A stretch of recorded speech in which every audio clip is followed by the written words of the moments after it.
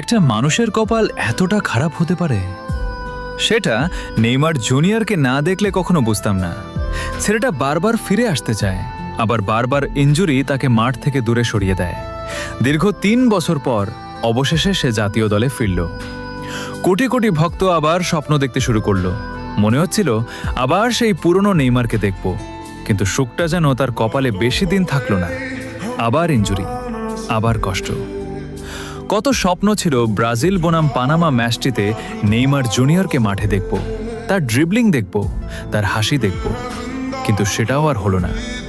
এখন আবার শোনা যাচ্ছে বিশ্বকাপের শুরুতে মরক্কোর সাথে ম্যাচেও হয়তো নেইমার খেলতে পারবে না। বলতে কষ্ট লাগে। আমরা যেন হতভাগা সাপোর্টার। আমাদের ভাগ্যে শুধু নেইমারের ইনজুরির খবরই জোটে, কিন্তু তার খেলা দেখার সুখটা যেন ঠিকমতো পাই না। তবুও একটা বিশ্বাস এখনো আছে, নেইমার হার মানার মানুষ না। সে আবার ফিরবে, আবার হলুদ জার্সি